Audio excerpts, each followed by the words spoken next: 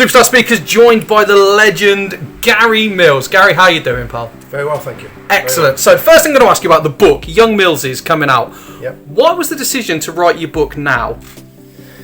Well, I just think, over the last few years I've been offered the opportunity to write a book, but never felt it was the time to do it. And I've sort of 60 this year, and I just thought it's about time that I started writing a few stories and letting people know about my whole life through football. And my life has been football, so the book's all about me starting as a young lad, coming right through to where I am now. From a very early age as well. I mean, what was the process like for you writing the book? Were there any memories that you'd forgotten about? Was there any things that you thought, that's a fantastic story? And did you interview other people? What was the process of getting the book down? Once I decided to do it, it was a bit of everything really. I was speaking to other people that sort of just reminded me of a few stories and a few things that went on through our careers together. Obviously my own memory of what's happened in my career. Taking a notepad to bed and waking up because you think of something and writing it down, and it's been hard work. I didn't realise how hard a writing book was going to be. So you just hope you've not missed anything out when eventually it's finished. There's a famous quote, isn't there, that says, "I hate writing, but I like having written." Would you agree with that? Absolutely, no, yeah, absolutely. Well, how would you convince the fans to buy it then? What's going to be that one thing? So, to buy the book, what can they expect from the finished product? Because you're still the youngest ever winner of the European Cup, which is incredible 41 years on.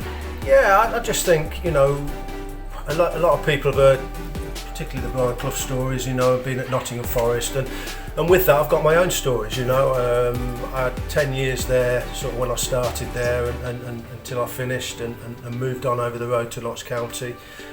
So a lot of stories, but my stories, and stories that people wouldn't have heard before. My experiences with the gaffer there, and then obviously playing under John Barnwell, Neil Warnock, Howard Kendall, Ryan Little, David Pleat. A lot of managers in their own right were successful managers and still are. And my time with them. So it's hopefully easy reading. Hopefully it's going to be interesting for people to see a little bit of how my career's gone.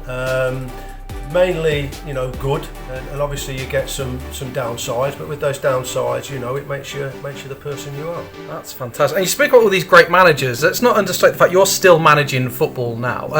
Any of these managers influence you over the years to your management style? Is there anything you've picked up or you see yourself doing? Oh my life, that's definite come from Cloughie. That's definite come from Kendall.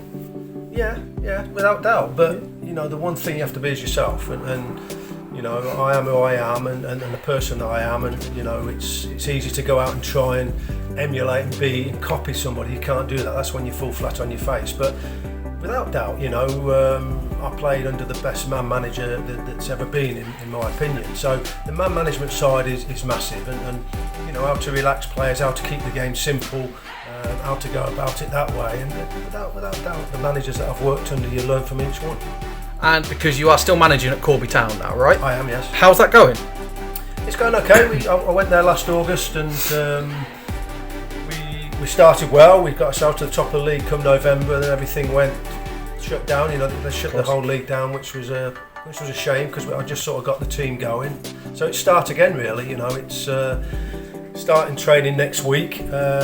Season starts August the 14th, and hopefully, things will go well. Well, this is the reason I wanted to get you down, because the tournament of the summer is the Newland Shield. Now, Corby Town, Brackley Town and Kettering Town. Now, I don't know if you know this, but I am actually from Kettering Town, so I wanted the opportunity just to say to the Corby manager, good luck, because Kettering are going to beat you.